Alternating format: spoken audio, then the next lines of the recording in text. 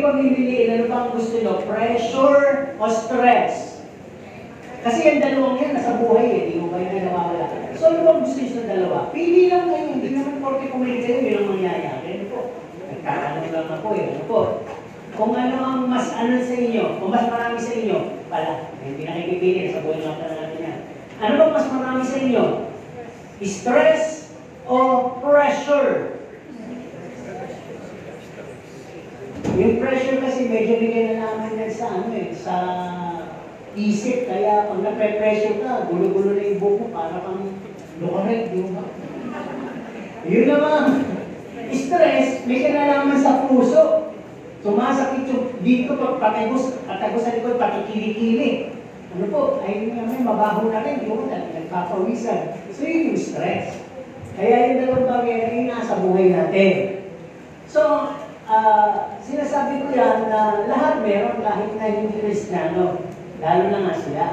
Ngayon, bilang Kristiyano, ang tanong, mawawala po ba yung mga pressure sa buhay at stress? Okay lang naman sagutin na amen o depende.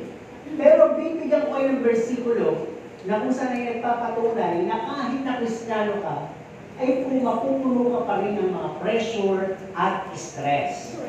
Pero, ang ganda sa babasahin natin ito ay kahit alin dumating, pinatutunayan nila ng mga apostoles o ng mga alagad ng Diyos na hindi sila kaya igapo, itiin, itumba, talunin, papaghinain, ng mga bagay na sa buhay nila.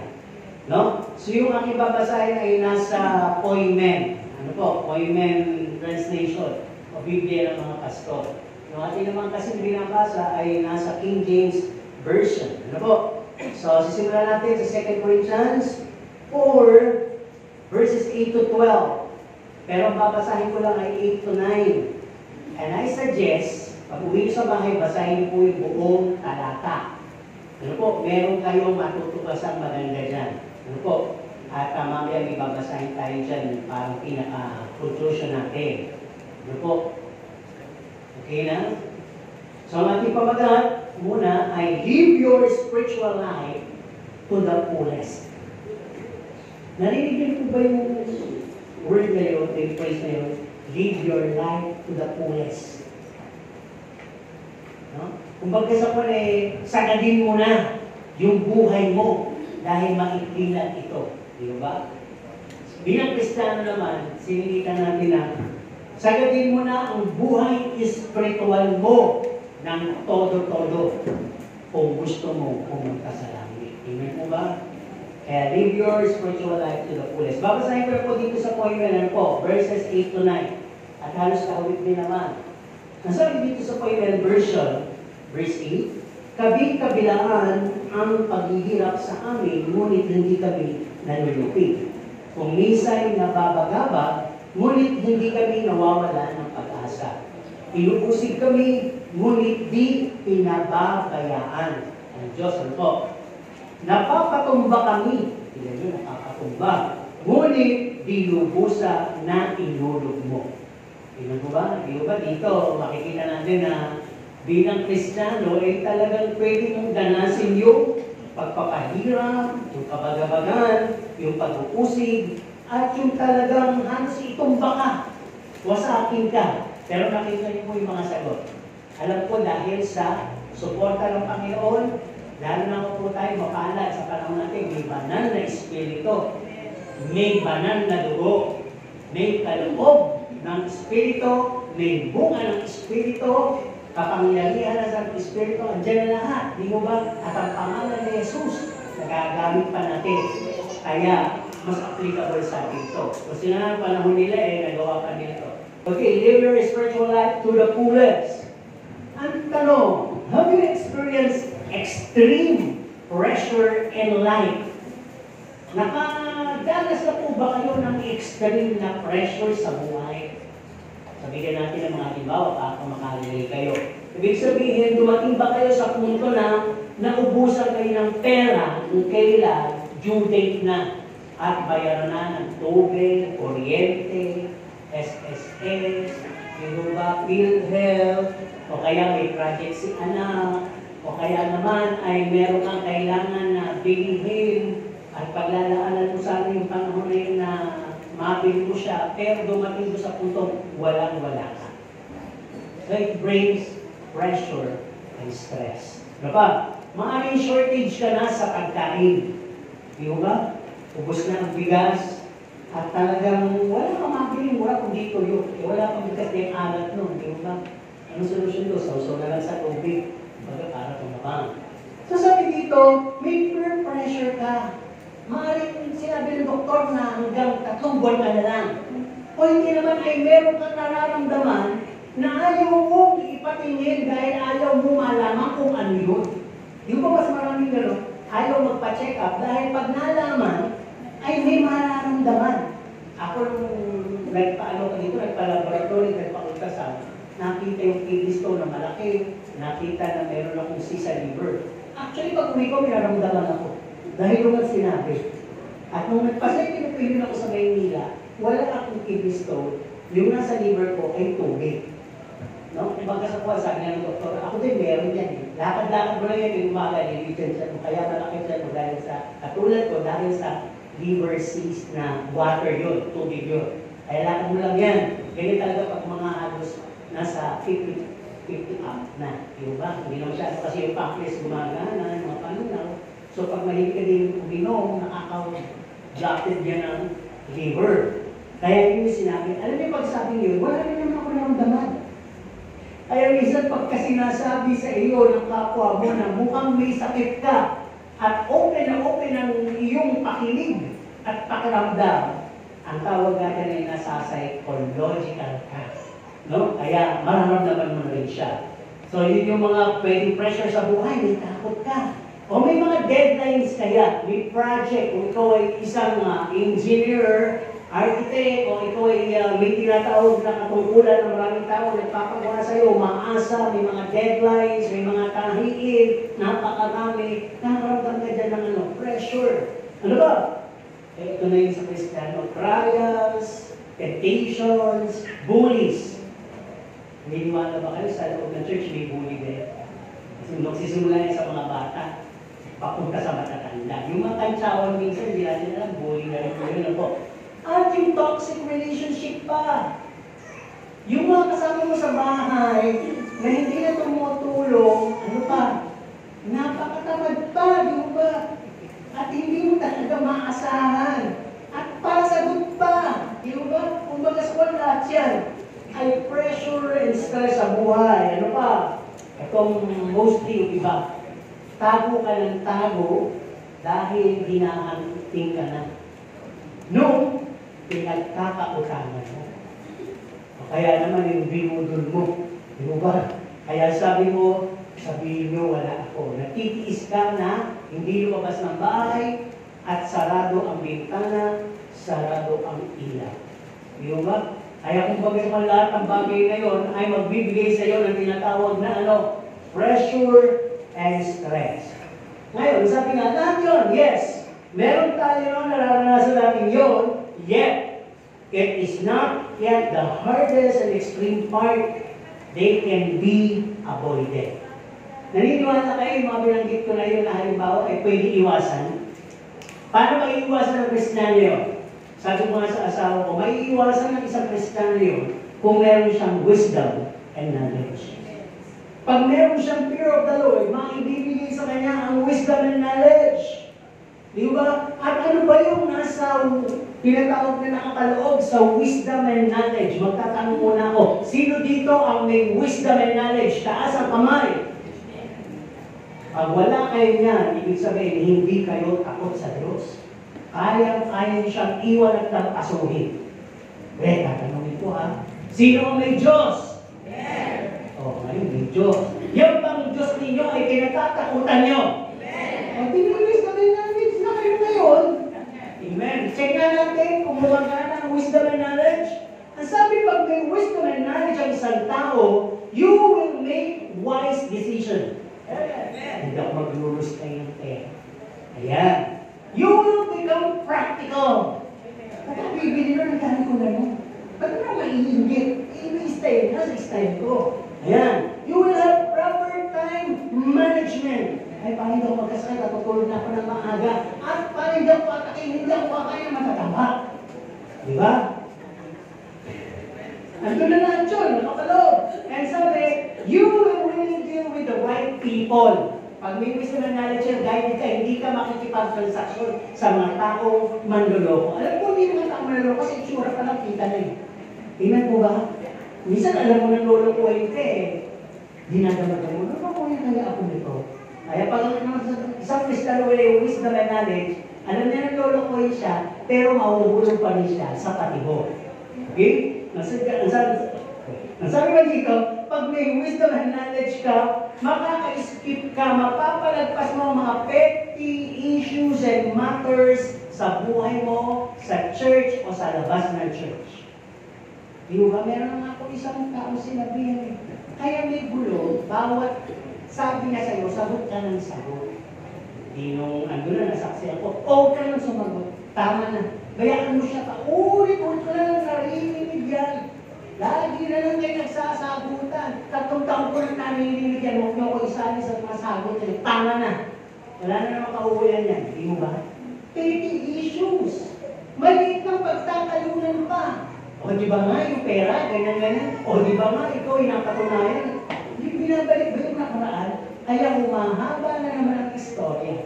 Kasi may nangyari. Yung nangyari, i-relate mo na naman doon sa nakaraan. Eh di ba ganun ka nga dati? O yan na. Pero pag may wisdom and knowledge ka, tahimik ka. Hindi na katitibo. Hindi ko kailangan ipagtanggol ang sarili ko. Hindi ko kailangan usigin ko. Bayaan, may pansin mo, may nakaalam na lahat. Di ba?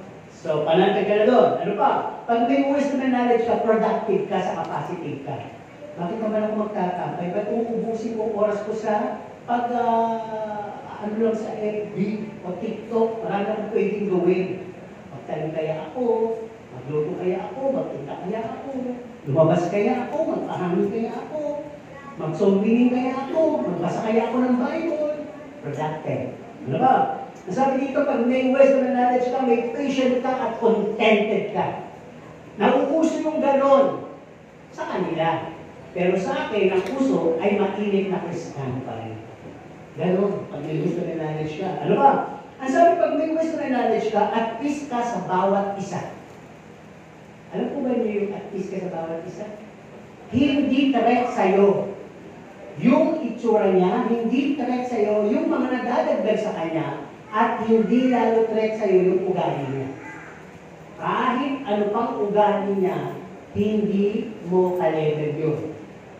Ikaw na yung mataas, ikaw na yung maganda, ikaw na yung matapang.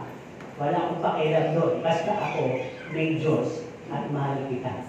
Di ba? Parang ang dali sabihin, ano? Pero napagsasanayan ko yan uti-uti. Pag may wisdom and knowledge ka. Ano pa sabi dito? Pag may wisdom and knowledge ka, you will be appreciating and will be accommodating.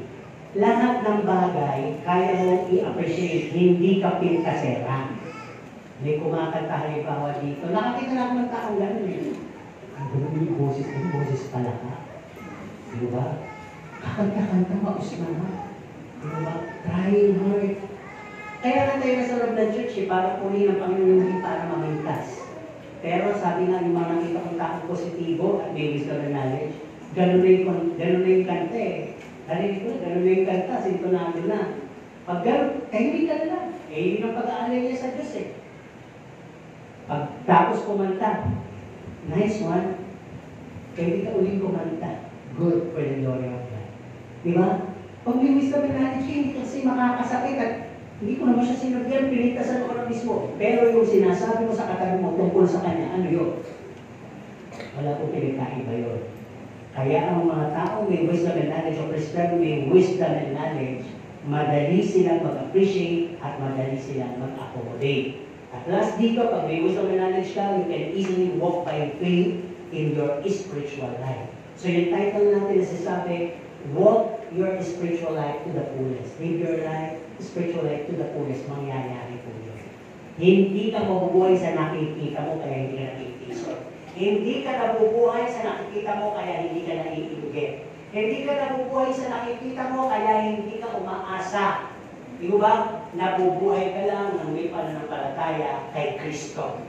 Okay, unang pangagi, pag-usapan natin. Be honest. What side of life are we displaying? Anong klaseng buhay ba ang dinidisplay mo? Dalawa lang naman yung pwede natin i-display eh. Our secular, old life, or carnal life versus the new life, spiritual life, or holy. Ano kaya ang napapakita mo? Alam mo yan eh. At lalong alam ng tao na kapaligid sa iyo. Amen? Pakinggan natin. Ano ang old life? Kung ito'y Kristiyano at nabubuhay ka pa rin sa old life, at akala mo, nabago ka na. Akala mo, katanggap-tanggap ka na, gumagano ka. Ang sabi dito, you are just assuming. No? Nag-a-assume ka lang, but how that changed at all? The old self-character is fully displayed. At kitang-kita yan sa pananalita pa lang, mahalata yan eh. Sa kilos pa lang, mahalata yan. At kahit sa facial gesture, mahalata yan. All right, pinag-usapan. Ang sabi dito, mas active ka participating in secular activities. Pag dito, takot kang hindi to matuloy o hindi to mapuntahan. No? At sabi, o pagkagalit, realidad, seldom ka in attending church and participating in spiritual activities. Pagka secular, gana ka. Pagka mas spiritual, lumu ka. At nakikipag-unahan ka pa talagang umuwi. Di ba? Ouch! Kapag sabi mo, ouch. Kung kayo natatamad, hindi ko naman alam yan eh, di ba? Kayo na ang alam niyan. Ano ba dati dito? Pag-old life kasi, andito naman, pag may mga fellowship, nagano nga eh. All ears, all eyes, nakatingin sa akin eh. Nakaganyan pa nga pag mahaba eh. Kasi ito, punong-puno na yung aking kaalaman. Ever hearing? Di ba? Ang sabi, ever studying? Nag-aaral pa ito sa bayan at sa bahay. Pero hindi na i-apply. Di ba? Walang power. Actually, ano yung power sinasabi mo, Pastor? Pag-ibig po yun. Ang pinakasangkap na isang Kristiyano makapangyarihan ay pag-ibig. Ang pinaka-weapon ng makapangyarihan ay walang iba kundi pag-ibig. Dahil magawon, makukomplete mo isang pagiging image ng Kristiyano pag may pag-ibig ka. Yun lang ang pinaka. Wala lang iba. Okay, ang sabi dito, Kristiyano ka na tao pero shallow ka. Ang babaw mo, ang bilis mo masaktan, matisod, at ang bilis mo magdesisyon. Ang bilis mong mandamig. No? At ang sabi, kitang-kita niyo yung pagiging war freak mo. Ano ba yung ibig sabihin ng war freak? Yung gerero ka, hindi ko yung apelido ha. Gerera ka. Yung parang gusto mo ka tawag dito, subulin. At gusto mo may mangyari, gusto mo mandamay ng iba, kaya kinikwento ka sa iba. Ino ba? At pag-Christian po tayo dapat hindi na po tayo old life. Pag-usapan naman natin yung new life. Ano ba natin display mo? Old life, new life. Sa new life, alive in Christ ka, dead to the world. Simple lang ang paliwanag doon. Ibig sabihin, early cravings mo, unti-unting namamatay. Hindi masama pamasyal. Hindi masama ang party. Hindi masama ang get-together. Pero hindi yan ang priority mo. Sometimes, you do attend. Pero hindi yan mostly. No? Lalo-lalo na, pagkakatapat niyan, gawain ng Panginoon. Mas pipiliin mo ang Panginoon, ang lugar ng Panginoon, versus sa lugar na sanlibutan. Ano ba? Ang sabi dito, active ka in spiritual activities and commitment. Kung bakit naman parang on fire ka, di ba? Lagi kang may dingas. Ano ba? Ang sabi ng new life is always at peace with everyone, full of love. Ano po? Sabi ko na kanina. Pangapat ang sabi, applying what you heard and continuously growing. At tulad ka ni Pablo, pressing on the goal. Bilang Kristiyano, ano po ang goal natin? Sige nga. Yung mga taga dito, anong goal niyo? Makarating sa langit na bayan. Kayo naman, anong goal niyo? Okay lang po, kahit sabihin ng limaman. Okay, wala pa, iisip pa nila. Gusto ko na ba dumating ang Diyos o langit? Maya-maya, babay ka na. Dito, anong goal niyo? Ayun, kilala pang lubos ang Panginoon. Ang dami, hindi po kayo matatapos kakakaliksik. Kaya napaka-interest. Di ba? Kesa naman may sinusunod na kayo sa Facebook at talagang tawag ng i-restock nyo. Ang Panginoon ang i-stock nyo. Okay? Dito, tulali. Ano po bang, ano bang goal nyo? Ayun, magpakalago pa. Balikan lang natin wala pang goal. Anong goal nyo? Ayun, mabuhay ng laging may malinis na puso. Lahat ng unang sinabi nyo, napakakal ng goal. At ang pinali nyo ay yung goal na sinasabi ni Pablo. Pressing on toward the goal to reach eternity. Yung talagang makatawid ka doon sa kanila, yung kumagis ko lahat ng mga attainment mo, lahat ng posisyon mo sa mundo, lahat ng kayabangan mo, mga pinagmamalaki mo, ay kaya mo lang ibasura. Alang-alang lang kay Kristo.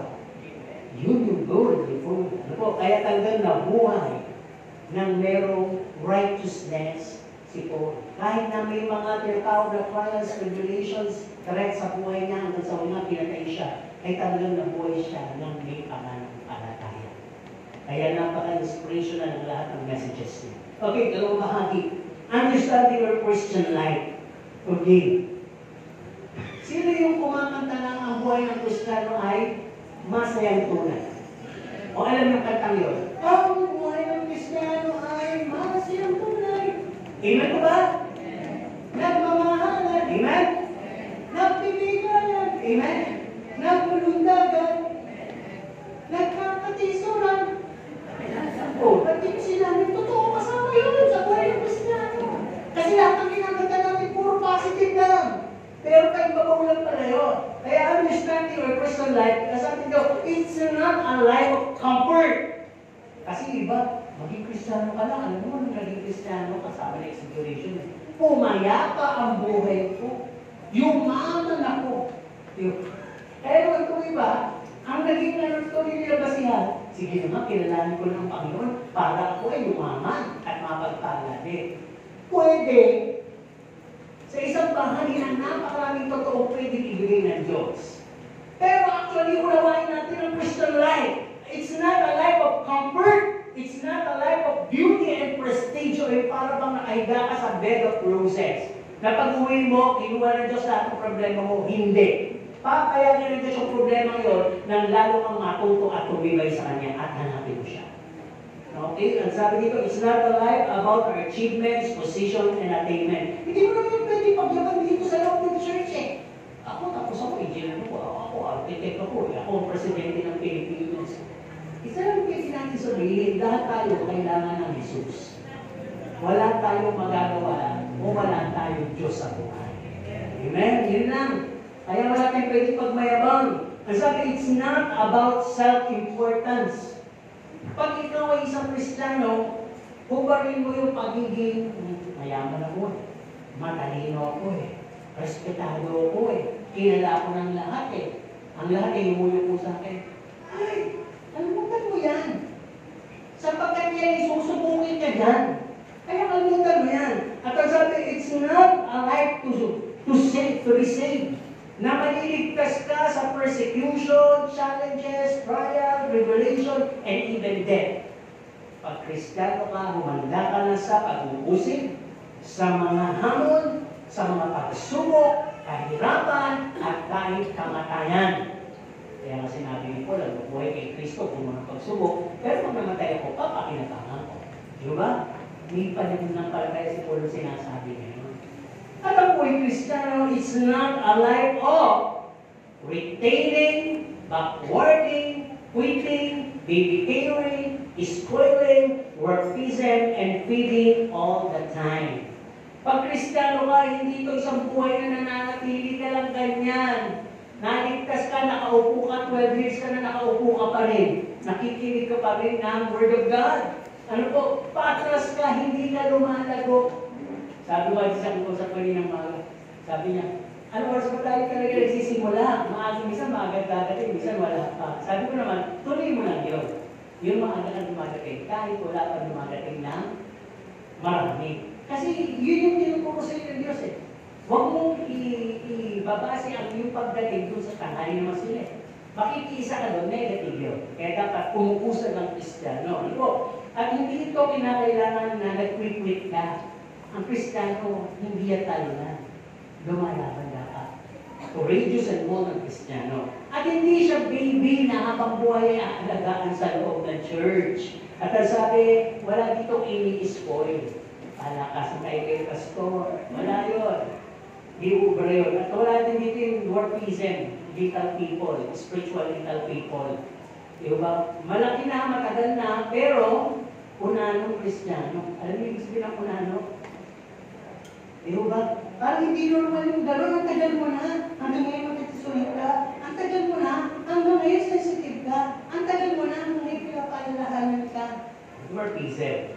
At hindi feeling all the time. Hindi talaga. Ibig sabihin, pakinig ka ng pakinig ng sermon, gandang-ganda ka naman sa sermon, pero wala namang nai-apply. Kaya ang sabi dito, no? You should live. Matuto kang ibuhay yung mga naririnig mo. Diba? Apply. Okay. Pero sabi dito, ang talagang ibig sabihin ng buhay Kristiyano ay it's a life of coming out of your comfort zone. Lalabas ka doon sa pagiging panatag na buhay. Lalabas ka doon sa parang tahimik mong buhay. Ngayon na nagkikang Kristiyano, ang sabi ito, it's a life needed to be exposed, served, spilled out, and be broken. Ang ibig sabihin ng pastor, talaga ba kami dudurugin ng Panginoong Yesus? Hindi. Nasabi, ang buhay ay kinakailangan maihayag, maibuntanad. Alam niyo yung word na maibuntanad? Kami yan ba kayo? Maibuntanad. Nailantad. Yung, mga narinig ko lang yung dito eh.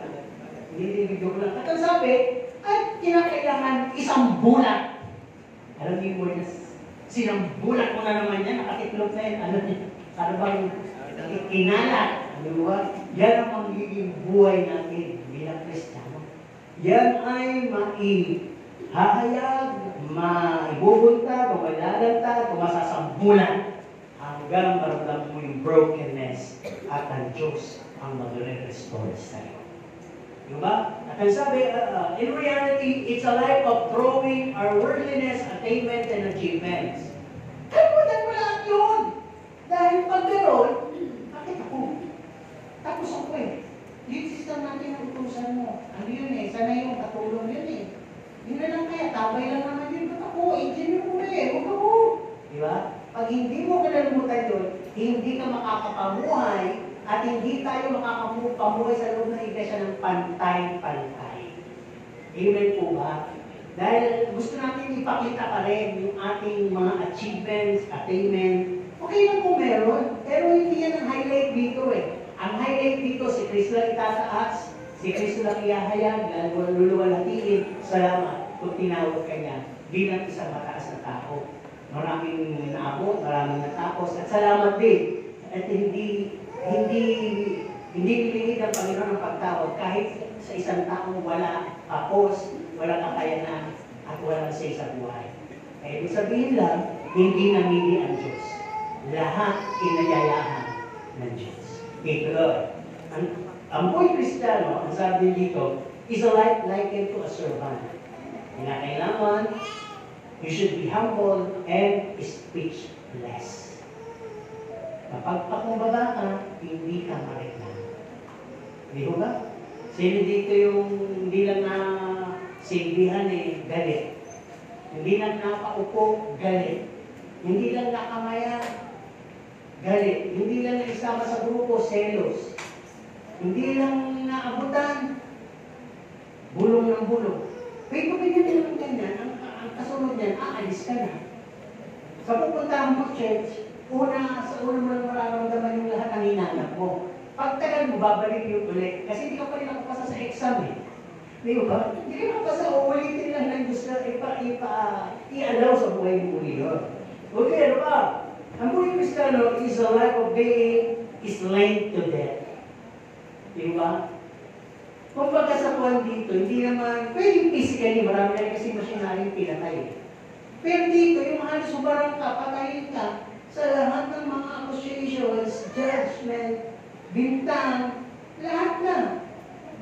Halos mamatay na ang tinatawag na personality mo, di ba, reputasyon mo. Pero salamat dahil ang Panginoon magtitiwala sa iyo. Amen po ba? Sinasabi dito, pakihanda mo na yung sarili mo. Ano ba sabi dito? It's a life of pursuing, maturing, growing, and applying. No? Ang buhay Kristiyano ay nagpapatuloy at nagkakaroon ng maturity, gulang, bilang Kristiyano. Marami ka na natututunan ng mga traits and character of Christ. Lumalago ka sa kasalita ng Diyos, sa mga outreaches, at a-apply ka ng buhay may pananampalataya. And lastly, makikita si Kristo sa buhay mo. You're being likened to Christ. Okay. Ito medyo heavy na naman ito ikatlong bahagi. Expect this in your home and local churches. Kasi natin key verse di ba? It's all about the pressures in life sa buhay Kristiyano. Ang sabi dito, itong tingnan mo at asahan mo sa iglesia mong pinuntahan o kaya bibilangan. Ano? Sabi dito, number 1, it's not yet in the state of perfection. Yung pinuntahan ng iglesia, hindi po perfect yan. Magmula kay pastor, sa mga sub-leaders, hanggang sa lumang mga tao, membro, hanggang sa bagong papasok. Walang isang perfecto. Kaya nga utos ng Panginoon, be perfect, be holy. Kung magsakon, gagawin pala natin yan. Pero yung talaga makakita ng perfecto, wala. Amen po ba? Kaya sabi din dito, kahit sa isang nilalang, walang perfect. Kahit sa isang hayop, sa halaman, walang perfect. Kaya huwag kang manap lang, huwag kang maging perfectionist. Sabi dito, no? Lahat yan ng mga membro, bago, luma, no? Ang sabi dito, all who came in, members for a long time, and even the babies, the newcomers, still are aiming for reconstruction. Philippians 1 verse 6. Lahat kailangan i-reconstruct. Dahil bakit? Ginulo na tao yung buhay natin. Winasak niyo yung mga relasyon. Di ba? At kanyang ginulo ang mga kinabukasan, ang mga tinatawag na kabuhayan, kapayapaan. Nung pumasok ka sa church, yun ang pinakamaging goal mo. Mayari ka ni Kristo. Ma-restore ka ni Kristo. At uunahin ibigay sa iyo kanyang kapayapaan. Di ba? Di ba? Expect this in your home church. The new converts, sabi nga ito, and the same old members are still babies. And some of the old members, baby pa rin po. Ano kailangan natin dyan? Magalit? Hindi. TLC. Total loving care. Di ba? Alagaan lang. Di ba? Ano ba? Reality sa loob ng church. Not all who came in are Christ-centered. Some are self-centered. Pagka ito ay, bayan ang tagal. Kainit. Ang ganito, ang arte-arte niya. Ayoko yung katabi. Gugutom na ako. Pag-cellphone na lang. Self-centered yun. Hindi ka pumunta dito para si Kristo ang maging sentro mo. Kaya nararanasan mo yung naiinip ka, nagagalit ka, napapagod ka, naiinip ka, at gusto mo makipag-away. May pag gano'n, may gusto pumalag sa loob. Yung old person na bibubulungan ng old devil or the old Satan. Kapag sabi dito, there is still discrimination sa loob. Meron pa rin diskriminasyon. Yung mga kabalahin mo, magkakasama. Di ba? Tama po ba? Kung parang mayayaman tayo O yung mga tistahin, tayo. O yung mga craftsman, kayo. Diba? Yung mga walang say, kayo din dyan. Madadaldal, kami. Di ba? O yung mga pasyonista, tayo. Pag ganyan ang ilayan natin. Di ba? Nang magkaroon ng maganda. Di ba? Alam ko na pag sino yung marunong magsampay? Pwede pa pag nagsampay ka, pag hindi marunong, pantalon, medyas, panloob, di ba? Tapos pantalon na naman, di ba? Pero pag marunong ka na, muna kamiseta. Tapos lahat ng panloob, lahat ng pantalon, magkakasama, magandang tingnan. Sa sampayan. Pero dito, hindi ko na kailangan ganun. Di ba? Lahat ng mapusyal, lahat ng mapula, makakatabi.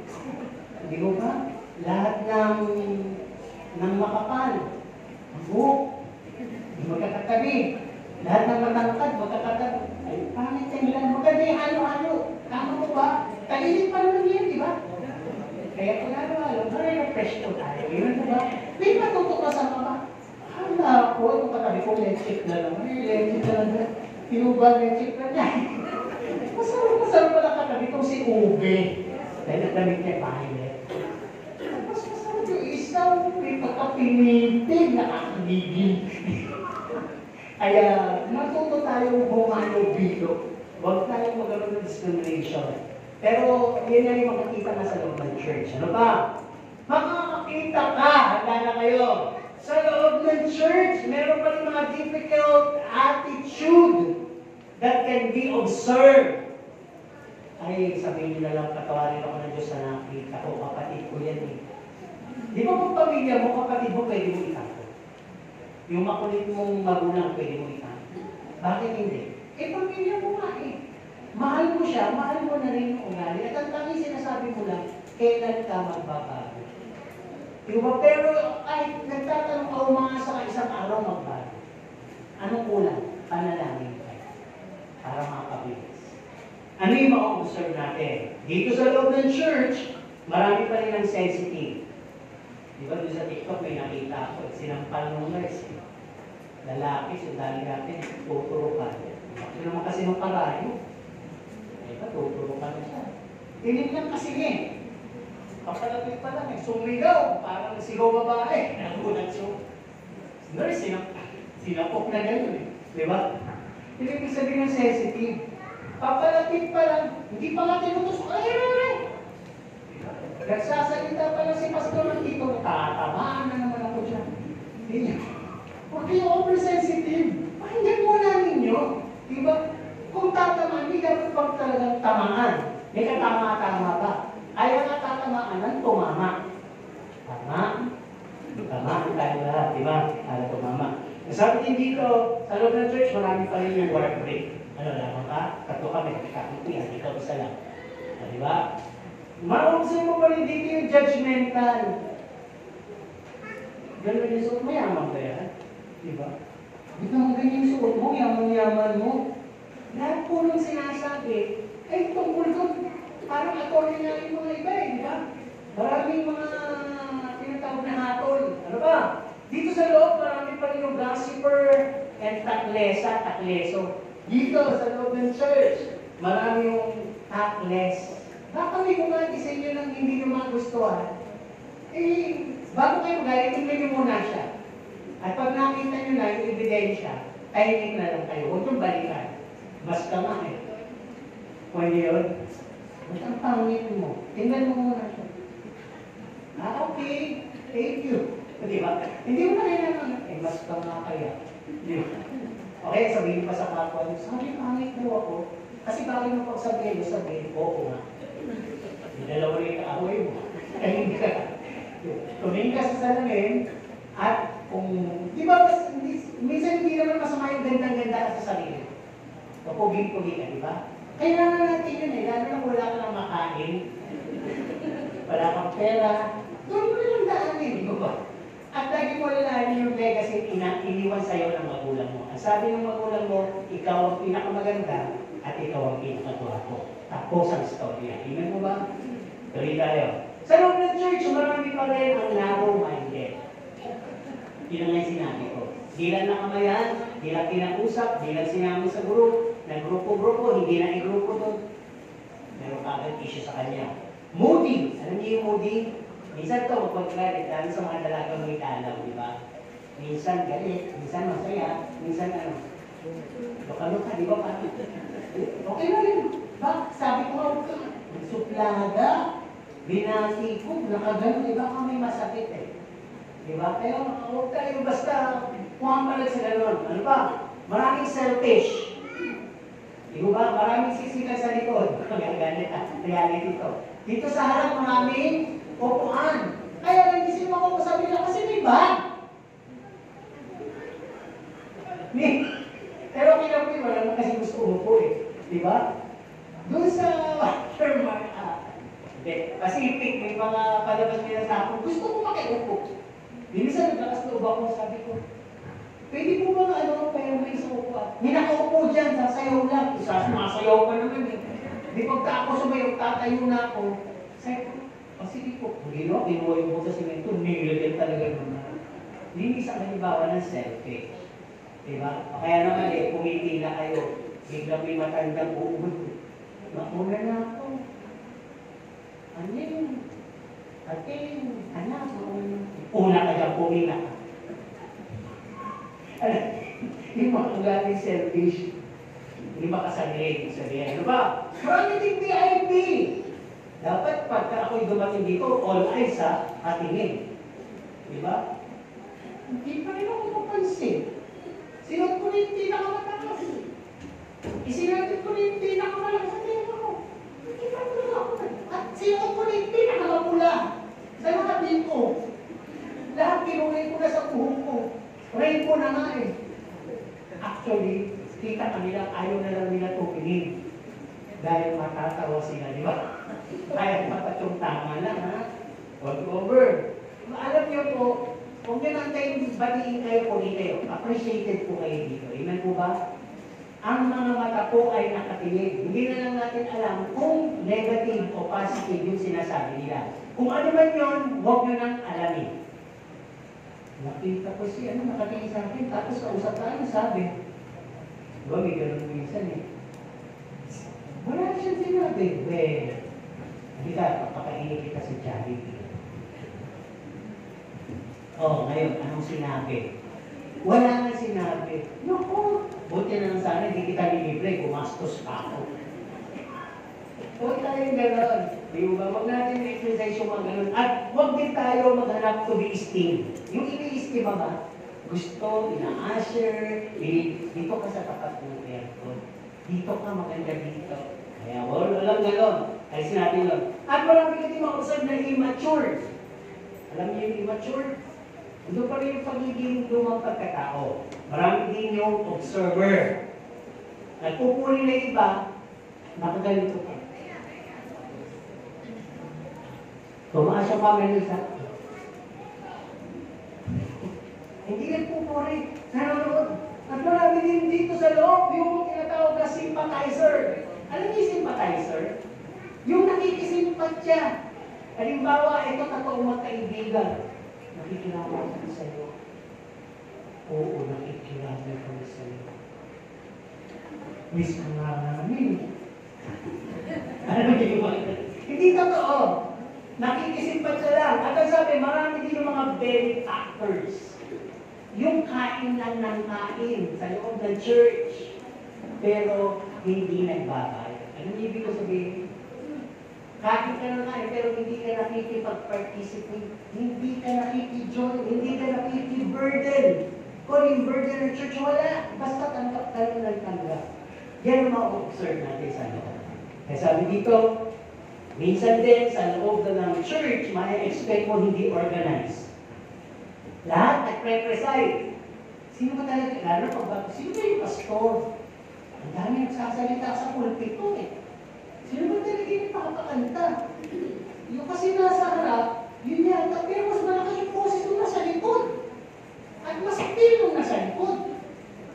Yung kasi yung nasa harap, pressure na eh. Galit na. Pero yung nasa likod, talagang. Kaya ano, nalilito. Nung ayaw pala yung pastor eh, yung nag-sermon eh. Di ba?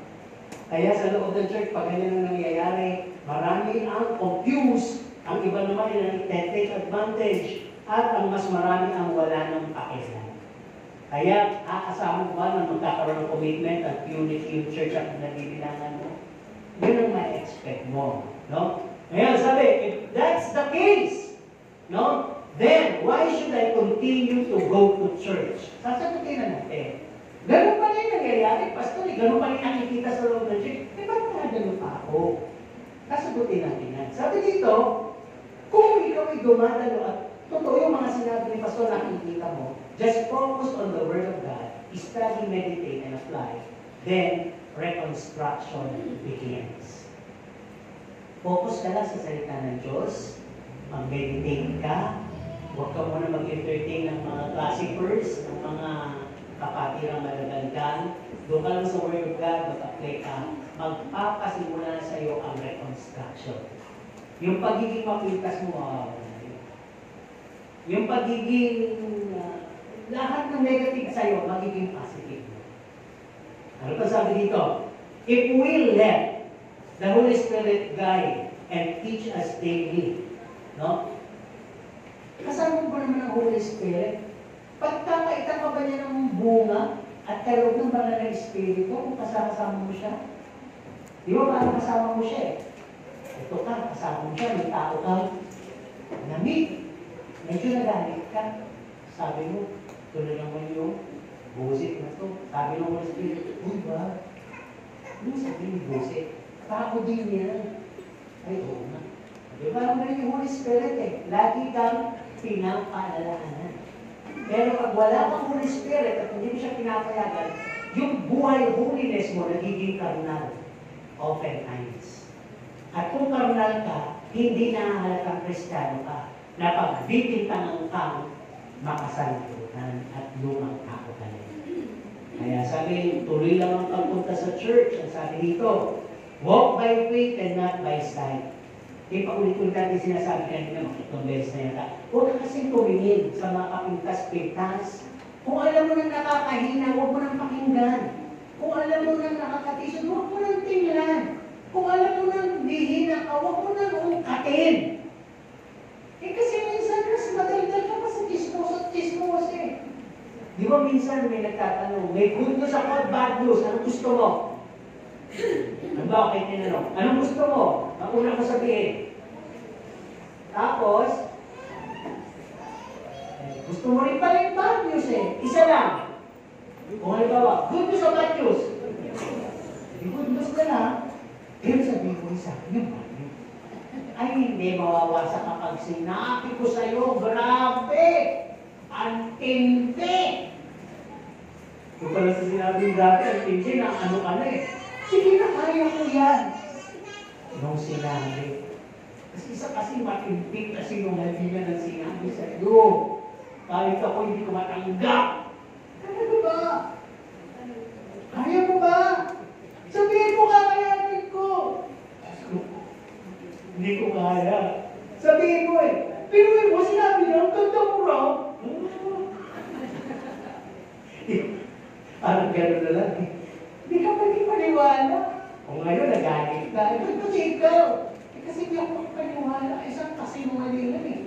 Sinabi mo naman, ang ganda mo. Diba? Hindi mo lang sinabi sa akin, mas manilo ka lang ako. So, pero ganun talaga nangyayari. Ano ba? Dalo ka pa rin. Bakit? Para matutunan mo nga lahat yung nakita mo ngayon at ibasura mo. Lumago ka at makapag-deal ka sa mga difficult people na yon. Sa kanilang attitude, mate-test and trial ka to make you strong and not to break you. Doon mo makikita, ay, tibay ko na pala. Di ba kayo na nagsabi, kung ako wala sa pagiging Kristiyano, yung dati kong tao. Alam niyo isa rin patulang ko yan. Pero ngayon may Kristiyano na ako, may Kristiyano. Kaya ko ng Panginoon. Ano ba mapapala ko? Di ba? Nagdadagdag daily ang gusto na knowledge sa'yo. Di ba si Kristo sinampal? Pala niya sinampal. Nakaka-insulto dun eh. Binalutan ng ulo, tinatok. Dinagukan, sinapok, binatukan. Dahil Kristo ka, sabi mo, makapangyarihan ka. Sige nga, hulaan mo, sino bumatok sa'yo? Di ba? Nakaka-insulto yun. O, di ba? Kuwi mo ba? Hindi. Kaya, dapat pag-aralan natin yung mga bagay na yun. Wala namang babatok sa'yo. Wala namang sasapat sa'yo. Di ba? Tuloy tayo. Kasi sabi dito, tumalo ka pa rin. Bakit? to become a loyal member of the body of Christ. Ano po bang ibig sabihin ng loyal? Yung isang mabilis na paliwanag ng loyalty. Tapat, ano pa? Aalis ang lahat, mananatili ka. Di ba maraming loyal kay Duterte? Hindi na siya ang presidente, pero presidente pa rin nila, si Duterte. Parang ganon, di ba? May kanya-kanya tayong pinaglalaanan ng ating loyalty. Ngayon, loyalty sa church ang pinag-uusapan. Ang sabi dito, to become loyal members of the body of Christ, every one of us has a vital function in the body of Christ. Yun muna unawain mo. Hindi ka niligtas ng Diyos at dinala sa kaya para, kung pinabayagan man niya yung usigin ka, tisunin ka ng kapwa mo, para ma-break ka, matisod ka, hindi. Pinayagan ng Diyos yung para tumibay ka. Dahil magiging ka nga ng alagad. At gusto niya patunayan sa iyo kalakas ang binibigay niya sa buhay mo. Gamitin mo na. Ganun. Kaya nga siya yung unang ehemplo eh. Di ba? Kaya hindi ka dapat kinakailangan maging talunan. Kung iisipin lang natin lahat ng mga loyal members, ang dami pala natin dito dapat nagawin at pagkaisa. Una, sabi dito, we must all set aside selfishness. Lahat tayo, alisin natin yung pagiging makasarili. Ano ba? Lahat tayo, kill the big me in our lives. Patayin natin yung malaking tayo, yung puro na lang ako, ang magaling, ako nasusunod. Opinion ko lang, patayin natin yun. Ano ba? Be submitted unto unity. Hindi ko sinabi submitted unto kaso. Mag-submit ka para sa pagkakaisa. Kung mabuti, ako ni Kristo yan, may pagkaisa ka. Ano ba? Commit and stay faithfully. Hinakanta natin yung I have decided to follow Jesus. No turning back. If you don't go, I surely go. If you don't go, I surely go. Diba? Para ba kung ayaw mo, ako tuloy. Diba? I have decided to follow Jesus. Ano ba? Ang sabi nito, it's our duty to become perfect unto the body of Christ. Unto perfection. Lahat po tayo bahagi ng katawan ni Kristo. Sige, tanongin natin. Harap ako. Dito, anong bahagi kayo? Bibigyan kayo ng chance. Anong gusto niyo maging bahagi ng katawan ni Kristo? Kayo ay maging isa? Kamay. Kamay. Bandang sa ito dalawa. Mata. Paa. Oo, yung hayo ng hayo.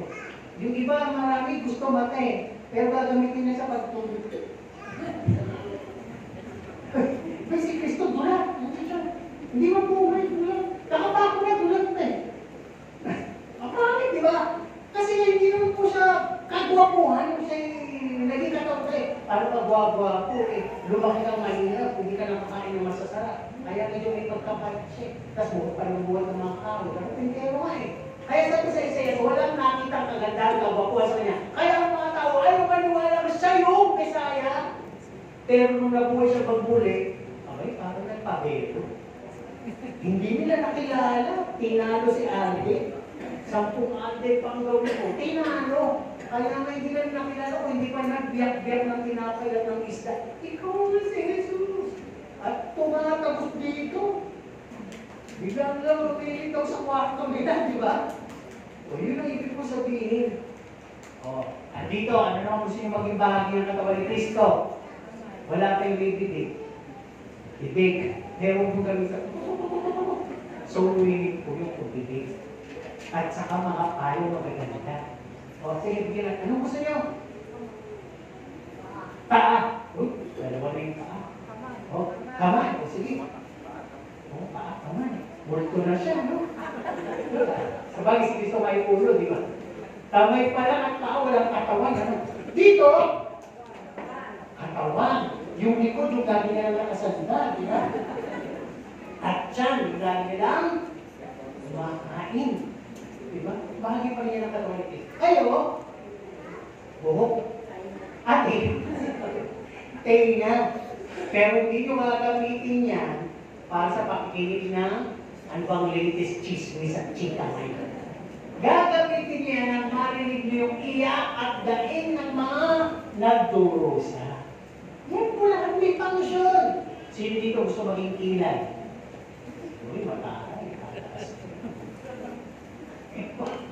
Marami pa, marami kong bangkatis sa katawan ni Kristo. Tuloy tayo dito. Okay, reflection na tayo. Mahaba pa to. Bahala kayo kung nagalit kayo. Okay, yung title natin ay ano? Give your spiritual life to the fullest. Hindi yung fullest na kamangmangan, yung fullest. Todo-todo. Diba? Yung church of today are more blessed, guided. Bakit? Binabakapan ka ba naman na pinagpapala ang church natin ngayon? Nasa period tayo ng grace. Binabakapan ka ba naman ng bunga ng banal na Espiritu? Kalakop ng banal na Espiritu? May salita pala Diyos. Sinabi mo ito kanina. May proteksyon ng kanyang dugo, may kapangyarihan ng Santo Espiritu, kapangyarihan ng kanyang pangalan, binigay sa iyo. At nilalig ka sa church, magiging powerful kayo kung nagkakaisa kayo sa fellowship. Mag-pray lang kayo, may mangyayari. So, di ba napaka-powerful? Napaka-blessed. Di mo ba? Under grace pa. Kaya kung ikaw yung bubuhay ngayon sa iyong na ito, napaka-blessed mo sa church. Compare doon sa times of early Christian and churches. Yung mga apostles, yung mga disciples, at yung mga early Christians. Bakit? Kaya nalagay ko yung talata na yun na binabasa natin kanina. Sabi ko, kabi-kabilaan ng paghihirap sa amin, isa mga si Pablo dito.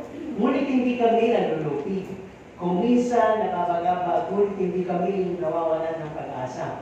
Inuusin kami, ngunit di pinababayaan. Pinapapatumba kami, ngunit di lubusan na lulubok. Nakita na kayo ng bowling. Yung pin, di ba? Pag tinira mo yun, automatically, pagtapos ang tatayo na naman. Parang ready siya laging tangiting tumumba. Di ba kahit nagsasalpukan sila sa pagtumba, kaya pag taas na naman, nakatayo na naman sila, standing still. Parang gano'n, napapatumba, pero universal, napapatumba, pero patuloy na. Nakatayo. Bakit? Ano ba yung mga error ng church? Ito, kaya nila to. Di ba sabi nga, lahat nangyari sa kanila, inubusig sila, kinukulong sila, hinuhuli sila dahil sa paghahayag ng salita ng Diyos. Pinapalo sila at pinagbibintangan sila ng mga maling akusasyon. Ikinukulong, tino-torture, no? Hinihiya, hinahanap, nire-rape yung mga babae. Ang pinaka-worst pa nito, sabi nga, lahat yung mga bagay na yun, naranasan sila pero hindi sila na-distress, hindi sila na-despair, hindi sila iniwan ng Diyos, hindi sila tuluyang nawasa. Pero kung ang nangyari na sa kanila na pinayagan din ng Diyos, sila ay terribly beaten to death. Talagang pinatay sila, nag-suffer sila, binato sila hanggang mamatay. Hinati ang kanilang katawan kasama ng puno. Ito kung ginawa halos ko sa iba. No? Pinakain sila sa liyon, sinuro sila ng buhay, pinahila sila sa mga kalesa hanggang maupod yung kanilang katawan at inilubog sila sa umulong ng isnang pabaliktad. Una yung ulo. Yan yung mga sinapit ng mga martyrs in the Bible, early Christians. Tira nila po. Diba? Pero sila po sumuko. Dito sa mga binasa natin kanina, yung mga persecute, meron na rin po silang mga church issues of their times. Meron na rin din yung mga chismis, kaya namin yung mga pangalan ni Pablo. Meron na rin doon awayan, inggitan, meron na! Diba mas marami yung kanila kaysa sa atin? Kasabi dito, this is false expectation. The Romans 8:35 and the following, kahit anong dati ng buhay nyo, no one can separate you from the love of Christ. Walang makapaghiwalay sa inyo sa pag-ibig ng Panginoon. No? Nahanap po kasi dito sila kung yung verse na gusto kong sabihin as our conclusion. Pero sabi din dito, ni Paul, doon sa Romans 8:35, we are more than conquerors through Christ. Higit na kasama na ng buhay dahil kay Kristo Jesus. Di ba? So, mamaya, pag uwi niyo sa bahay, ay basahin po niyo ang kabuuan ng 2 Corinthians 4. Ano po? At sabi din po dito sa 1 John 4:4, mas dakila rin nasa sa inyo kaysa siya nasa sa libutan. No? Pre-conclusion muna natin, bago yung ating conclusion verse. Kasabi dito, kung kayo po ay nakaranas ng pressure sa loob ng local church nyo, extreme pressure, at nagkaroon na kagad kayo ng desisyon na mamahinga na lang, manlamig na lang, matisot na lang, lumipat na lang. Isa lang po isagot doon. This will not guarantee you to grow in faith and become established. Ang nabuo mo ay habit. Habit ang mabuo mo. Actually, yung namang mga umaalis lumilipat sa church natin, galing din kasi sila sa ibang church sometimes. So habit yun. Isa lang yung church natin sa tinalunan. Ngayon, hindi na naman ako gusto, tumalo na naman sa iba. Pag hindi na naman ako gusto, tatalo na naman sa iba. Kaya magiging siya habit. Buti nga sa panahon ngayon, hindi na namin narinig yung grasshopper. Habit. Actually, yung grasshopper, matindi yun eh. Di ba? Bakit? Hindi lang tumatalo yun, lumilipat. Kaya pala, minsan eh, ewan kung mali ang apre, malaya, lumilipat. Malaya mong gawin, pati paglipat, di ka suffer mo. Di ba? Tuloy tayo dito.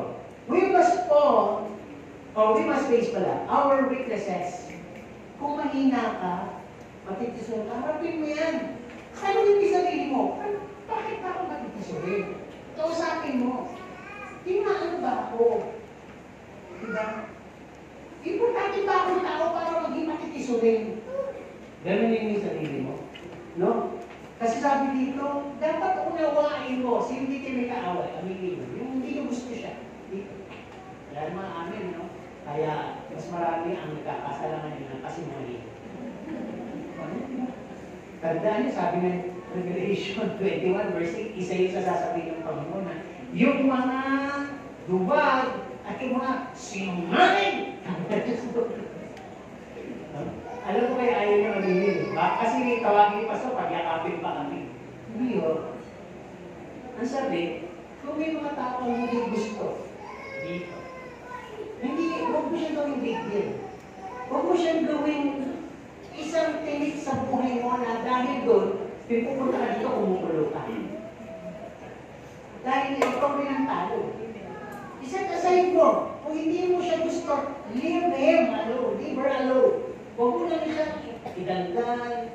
At pag-pray mo kaya, para pag-pray na araw, pwede mo na siyang i-approach o sa akin, natiin. Pero, huwag mo siya i-single out, huwag mo siya idaldan, huwag kang umanit ng kakampi dahil hindi mo siya gusto. Naku, akala niyo ba kayo paano doon pag nakakita kayo ng isang taong kakamping, galit din sa kanya? Eh, dalawa na kayo. At pag dumami pa kayo, legions na kayo. At yung legions na yun, kaaway na po ng Panginoon. Sino nagsusumbong sa Panginoon ng kanyang kaaway? Sumbongero at sumbongera. Baby attitude pala yun. Pwede pala, Lord, alam ko na may ano siya, hindi ko siya gusto, maaaring galit ako sa kanya, may galit siya sa akin. Patawarin mo ko, patawarin mo siya. Turuan mo ko kung ibigin ko siya at nawa maibigin na. Pag gano'n na po yung prayer nyo, lumalago kayo, Christian. Pero pag ang prayer nyo, pagdusahin mo nga. Diba? Ang sabi mo, sa iyo, pag-ilantin. Bigyan mo po ang disqualification ng Diyos. May sa lista na eh. Diba? Baka maging anday sa lista kayo. Huwag kayo mapagiganti sa panalangin. Sayang lang yung dasal na yung hindi papakinggan ng Diyos. Lahat tayo anak ng Diyos. Yun yung mga baby attitude. Nung bata tayo, sinusubo natin yung kapatid natin sa magulang natin. May pag-ampi yung magulang mo, paano ka agad, di ba? Pero pag alam ng magulang yung ugali ninyo, pagpapatid lang kayo. Tumigil kayo, magkapatid kayo, di ba? So kayo, pag isusubo sa Panginoon, sasabihin niyo kayo, mahal mo kapatid mo yan eh. Di ba? Tuloy tayo. Sabi dito, we must finish our race. Lahat tayo ay may karerang ginagawa. Press on toward the goal, sabi dito. Tinanong ko kayo kanina kung ano yung goal, di ba? Ngayon, ang sabi, kung ano yung goal mo at seryoso ka, mararating. Langit, mararating yan.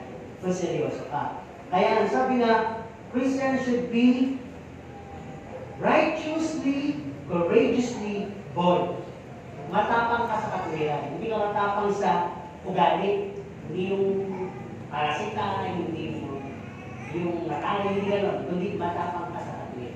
Ang Panginoon matapang eh, di ba? Nakita nyo, tinabon niya yung mga natitinda doon sa labas ng bahay ng Panginoon. Pero sinabi niya kung bakit niya ginawa. So parang yung katapangan dito, kung may nagsasabi sa inyo ng mga bagay na hindi maganda, ang sabi dito, pwede ba tigilan mo? Hindi kasi nakakatulong sa akin. Pareho kayo kapatid sa Panginoon ko. Kung may isyo ka sa kanya, sa'yo na lang, kung wala kang dangan. At kung maaari lang, mahalin mo na rin. Pag matapang ka, ganun ka eh. Pero yung duha, ano ba ang ginawa? Kasi duwag na, sige, magpuyong ka, kampitan ko. Puyugin natin siya. Hindi ko ganun ang Kristiyano. At ang Kristiyano sabi ko, he never quits, nor turn back, nor leave, and be stumbled. Hindi siya tusubok, hindi siya aalis, at hindi siya malulugmok.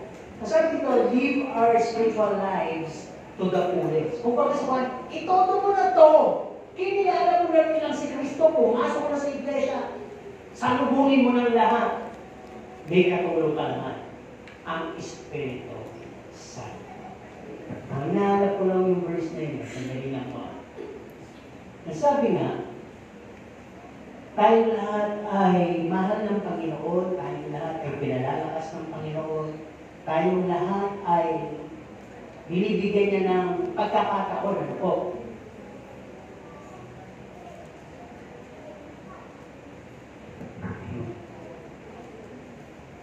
Ito, sa 2 Corinthians 4:16, mga balik kasing ganun. Nasabi dito, kaya nga hindi kami nahihimagod, bagamat ang aming pagkataong labas ay pahina, ngunit ang aming pagkataong loob ay nababago sa araw-araw. No? Verse 16. Basahin nyo na lang po lahat yan sa bahay ng mga 2 Corinthians 4. Napakaganda po na sinasabi. Kung baga sa kwan yung pressure dito sa buhay natin Kristiyano, araw-araw ulit. Wala ako makita ng makakatiwalaan, pinagkaan mo. Tamang hinala meron, di ba? Pero, yun ba ang pinunta mo? Yun ba ang goal mo? Yun ba ang purpose mo? Kasi, kung lahat na lang ng nasa budget, gano'n ang goal at gano'n ang purpose, kahit marami po siyang tao, isa siyang wasak na iglesia. Isa siyang iglesia, mapapahamak na. O isa siyang kasintahan, o isa siyang pilay na hindi papakasalan ng Panginoon. Dahil may batik, may mantsa, at may puso. Pero kung gusto natin na lahat tayo ay makasama, sino dito gusto siya makasama? Amen. Sa pagbabalik ng Panginoon. Amen. Kung kayo tatanungin, crowded na sa langit eh. Sino dito ang gustong makasama ang lahat ng kapatid na nakikita dito ngayon? Amen. Pati mga wala dito. Talaga ba? Baka naman magaganti yan. Sige, sabi ko, wala ako. Gusto naman pala nila akong makasama. Diba? Pag ganyan na po yung faith nyo at pagnanasabi nyo, ay totoong bahagi kayo ng katawan ni Kristo. Diba ba? Pero yung wala akong pakialam, okay lang dyan. Puro na lang problema. At kapag ako, mahila pa baba. Pakialam ko yun, matipisurin yun. Takot pa rin. Tapos, pag gano'n self-righteous. Diba? So, kung may nakikita ko ngayon, just be silent. You can do a ministry for him, for her. Kahit ikaw na lang yung malala. Minsan, nakahanap ka pa ng reference person, yung malapit doon.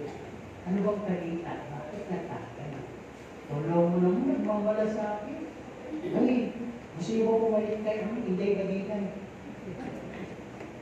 Yung mga ano, kilala niyo po ba yun? Ha? Si Boy pa si Boy Abunda. Pastor. Mabilis ang usap lang. Kasi may service tayo. Mabilis ang usap lang, uuwi na tayo. Sabi mo nga sa akin, bakit nakakagamit yung kapatid mo? Mabilis ang panalangin din ang gagawin ko. Tingnan natin mabuti ang ating sarili. Ewan mo ba? Kaya, ang sabi, live your life, the spiritual, to the fullest. Itodo na natin to sapagkat hindi tayo nag-iisa, kasama natin si Kristo. Meron po bang mga pag-uusig sa loob? May mga tinatawag na hindi ka nagugustuhan sa loob? May mga bagay ba na mga difficult people sa loob? Okay lang yun! No, itodo mo na. Sabihin mo na kung ano yung nakikita ko doon. Pero hindi nga kasi ako doon nakatingin. Kay Kristo ako nakatingin. Kung pine-perfect ako, pine-perfect din niya. Di ba pag yun yung isip natin, ang mga sinabi lahat, uubra ba yung isip? Uubra ba yung pamilya? Hindi. Kaya alam niyo na, parang bilang pastor, sabi ko na halos lahat. Pero kung bilang pala, nung pastor ka, mas madali yung maging. Tama po ba? Kasi pag pastor ka, parang ang dami ko na naituro, ipaulit-ulit na lang, naiiba lang yung title. Pero ganun pa rin yung ugat. Di ba? Kaya ako kasi ganito, kung nagsasabi ko ng totoo, hindi ako basta makasermon lang. Nag-observe ako, sabi ko kasi bang pastor, ano yung preaching ko? Nakaba kasi dun sa klase nung nararamdaman ko sa loob ng church. Kung talagang gusto niyo masarap na preaching, ang dami kong pwedeng kuwain. Pero hindi naman nireview sa akin yun eh. Pero kaya ko pumili. At dadagdag ko lang ng konting patawag. At siguro mag-iba na rin ako ng inahin. Magsulat na ako ng clown figure beats. Talagang tatawa kayo at walang magpaya kasi yan ang mangyayari sa atin. At sa susunod na linggo, pupunin ko ito ng logo. At iba-ibang kulay ng mga colorete. Di ba? Para lang kayo sumaya. Gusto ba niyo? So hindi. Ang gusto natin yung totoo na magpapalaya sa atin. Sabi na natin sa ating katabi, mahal kita. Let's begin. Let's begin. To live our life in spiritual to the fullest.